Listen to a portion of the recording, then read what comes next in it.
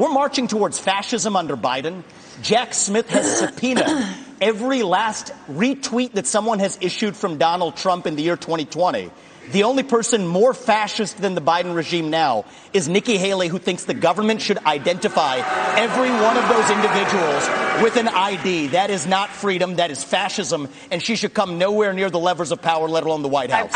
Yes, the mainstream media cracks me up. I don't know if you have seen this. Vivek set a record straight and their meltdown can't stop. And the smug, condescending way that he just spews this poison out is very, very dangerous, because he won't stop Trump, but he's going to outlive Trump by about 50 years. And you're watching the rise of an American demagogue that is a very, very despicable person. Yeah. And I was shaking listening to him talk, because a lot of people don't know that is one step away from Nazi propaganda coming out of his mouth. Yeah, but the good thing, Van, you could... Recently, I believe you've seen what went on during that debate. If you have told me nearly 3 years ago, when I was just a CEO, that January 6th was an inside job, I would have said that's crazy talk. It is not. There is no clear evidence that there was, at the very least, entrapment of peaceful protesters similar to the fake Vivek is on fire. I said this on my previous video. I have a couple of videos I'm going to play so you can see exactly what is going on here. If you have not subscribed to this channel, please endeavor to do that, and if possible, why not share this video? Let's start with January 6th. Sure. There is no evidence that it is an inside job. It was a fringe conspiracy theory that the Trump-appointed FBI Director Christopher Wray has said explicitly over and over is just not true. So I appreciate the opportunity to address it. I was an anti-woke crusader leaving the business world, and if you had asked me 3 years ago, is there some chance January 6th is an inside job, I would have said that was crazy talk. I would say, looking at the facts of the video footage that have come out, Dana, it is shocking that you still haven't gotten a clear answer of how many federal agents were in the field that day. Look at now the video footage of actually throwing explosives and rubber bullets into what was a peaceful crowd, then releasing to the public what came in response to that. But now look at the video footage that was released, and I'm glad we're talking about it because viewers deserve to look at that footage. Capitol Police literally letting people in who were then now prosecuted, some of whom have gone on to commit suicide because of what the government's doing. That is a case of entrapment, and I think the government has not been transparent about this, which is why I then brought up another case where the government, now 20 years later, with declassified documents, tells us that they lied to us at the time. And so I do think we have a government that's consistently lied to its people. But an inside job suggests that everybody was who attacked the Capitol was part of that. I didn't say that, but I was saying that there's entrapment going on.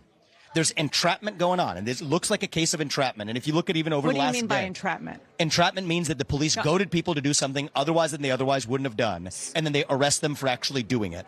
And you don't think it was actually the former president who was trying to get people? I think that was the media narrative. Now look at actually a hard case. We heard him with our own ears. I'm going to ask you about a case and see what you think about this, right? You guys said this for a long time about the Gretchen Whitmer kidnapping plot. Suddenly gone silent after it comes out at trial that absolutely that was a case of entrapment, which is why 2 of those people were acquitted. So I'm saying this as somebody who, on the other side of this, as a biotech CEO, somebody who was even anti-woke, but if I was looking at this, I would have said a lot of this is crazy talk.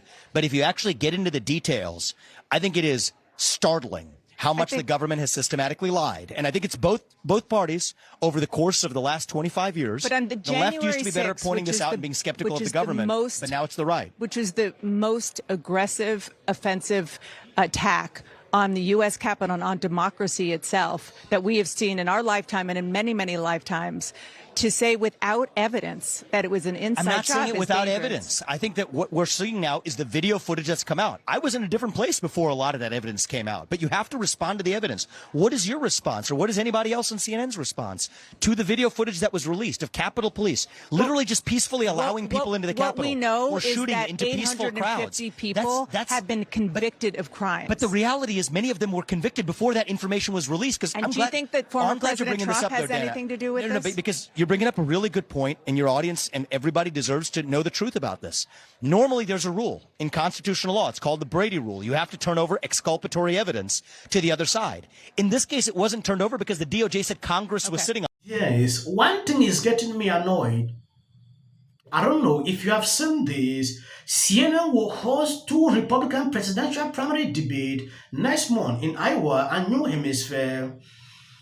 This is exact reason why the Republican Party is failing. A lot of people are furious when they posted this. Laura sent this out. Why is Gulf chairwoman Rona allowing for a Gulf primary debate to be hosted on CNN?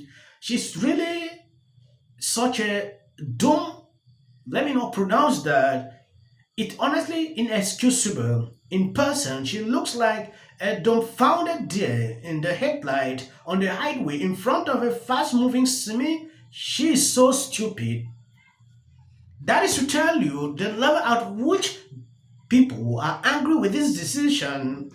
CNN, we all know the kind of narrative CNN push, now allowing them to host two primary debate. I don't know how they came to a conclusion today or why she decided to take a decision to allow them to do that. Now going back into Vivid, Vivid was a clear winner of that debate. There is nothing you can tell me I'll refuse, though. Like you saw, some voters in Georgia said Trump was the winner because during that debate, Trump's name was more frequent than him being present. So they choose Trump to be the winner. That is according to some videos I've seen.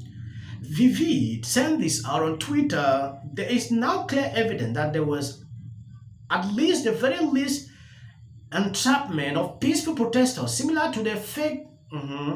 The FBI won't admit how many undercover officers were in the field on January 6. Capitol Police, on one hand, fire rubber bullet and explosive into a peaceful crowd who they then willingly later allowed to enter the Capitol.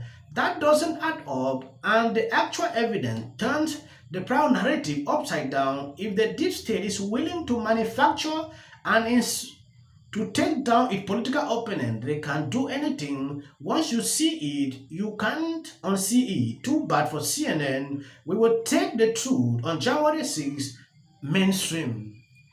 That is what Vivid sent out. This issue of January 6th, Vivid has been repeating this over and over. It is concerning.